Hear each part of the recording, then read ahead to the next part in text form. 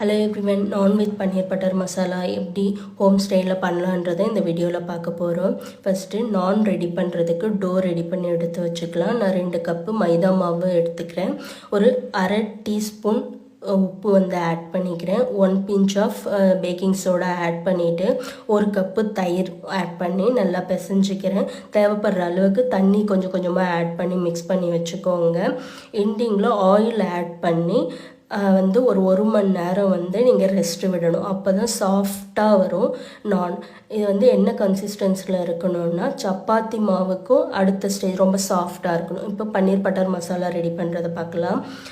பேனில் ஒரு 3 table spoon oil add பண்ணிக்கணும். ஆயில் ஆட் பண்ணிவிட்டு பட்டை, கிராம்பு, பிரிஞ்சி இலை இது எல்லாத்தையும் ஆட் பண்ணி ஜஸ்ட்டு ரோஸ்ட் பண்ணிவிட்டு ஆனியன் ஆட் பண்ணிக்கலாம். நான் 3 மீடியம் சைஸ் வெங்காயம் எடுத்திருக்கேன். இது கோல்டன் ப்ரௌன் கலர் வர அளவுக்கு நல்லா வதக்கி விட்டுக்கணும்.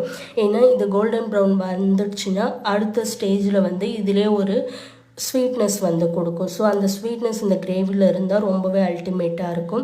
அதுக்கப்புறம் 2 டேபிள் ஸ்பூன் இஞ்சி பூண்டு பேஸ்ட்டை ஆட் பண்ணிக்கோங்க. ராஸ்மல் போயிட்டு அப்புறம் தக்காளி ஆட் பண்ணிக்கலாம். நான் ஒரு மீடியம் சைஸ் தக்காளி ஆட் பண்ணிக்கிறேன்.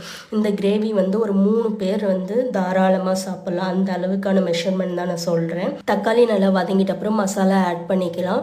ஒரு அரை டேபிள் ஸ்பூன் மஞ்சள்தூள், 1 டேபிள் ஸ்பூன் கொரியாண்டர் பவுடர், அரை tablespoon red chilli powder add பண்ணிக்கிறேன். அதுக்கப்புறம் 1 கிளாஸ் வாட்டர் ஆட் பண்ணி நல்லா அந்த பச்சை வாசனை போகிற அளவுக்கு நல்லா கொதிக்க விட்டுட்டு நம்ம ரெடி பண்ணி வச்சுருக்க முந்திரி பேஸ்ட்டை இதில் ஆட் பண்ணிக்கிறோம். நான் இது 25 கிராம் முந்திரி எடுத்து அது ஒரு 1/2 hour நல்லா ஊற வச்சுட்டு அதுக்கப்புறம் தண்ணிலாம் ஆட் பண்ணாமல் நல்லா ஃபைன் பேஸ்ட்டாக எடுத்து வச்சுக்கிறேன். அதுதான் நான் ஆட் பண்ணியிருக்கேன். இது ஆட் பண்ணுறதுனால ரிச்னஸ் கொடுக்கும் அந்த கிரேவிக்கு. அண்ட் தென் டேஸ்ட்டுமே ரொம்ப சூப்பராக இருக்கும். ஒரு 5 மினிட்ஸுக்கு அப்புறம் 1 tablespoon garam masala add பண்ணிவிட்டு மிக்ஸ் பண்ணி விட்டுட்டு and then 2 tablespoon sugar add பண்ணிக்கிறேன். பன்னீர் பட்டர் மசாலானாலே அதில் ஒரு ஸ்வீட்னஸ் இருக்கும். அதுக்காக தான் நம்ம ஒயிட் சுகர் ஆட் பண்ணுறோம். அதுக்கப்புறம் பட்டர் 1 டேபிள் ஸ்பூன் ஆட் பண்ணிக்கிட்டு தேவையான அளவுக்கு உப்பும் ஆட் பண்ணிக்கிறேன். ஃப்ரெஷ் க்ரீம் ஆட் பண்ணலாம். அப்படி இல்லைன்னா தயிர் இருந்தால் 1 டேபிள் ஸ்பூன் ஆட் பண்ணிக்கோங்க. அது ஒரு 5 மினிட்ஸுக்கு அப்புறம் நம்ம பன்னீரை ஆட் பண்ணிக்கலாம். பன்னீர் நான் ஒரு 100 பன்னீர் எடுத்திருக்கேன். அது போட்டுட்டு நல்லா கிரேவி அதில் நல்லா கோட் ஆகிற வரைக்கும் நல்லா மிக்ஸ் பண்ணி விடணும். ஃபைனலாக கொரியாண்டர் லீஃப் போட்டுட்டிங்கன்னா பன்னீர் பட்டர் மசாலா ரெடி ஆகிடும். இப்போ நம்ம நான் ரெடி பண்ணுறதுக்கு பேட்டர் ரெடி பண்ணி வச்சுருந்தோம் இல்லைங்களா, ஒரு 1 hour ஆகிடுச்சு.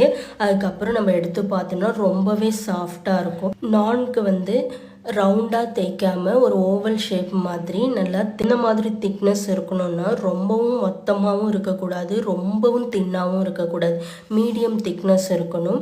இதில் நான் எடுத்து காட்டுறேன் பாருங்கள். அந்த மாதிரி திக்னஸ் இருந்தால் மட்டும்தான் உங்களுக்கு கொஞ்சம் நேரத்துலேயே ரொம்ப ட்ரை ஆகிடாது நான். இல்லைன்னா அதை நானை பிக்கிறதுக்கே ரொம்பவே கஷ்டமாக இருக்கும். இப்போ பாருங்கள், இந்த அளவு திக்னஸ் இருந்தால் போதும். அதுக்கப்புறம் தோசை தவா வச்சுட்டு அதை கொஞ்சமாக ஆயில் ஆட் பண்ணிவிட்டு நல்லா சூடாகிட்ட அப்புறம் இந்த நானை ஆட் பண்ணுங்கள்.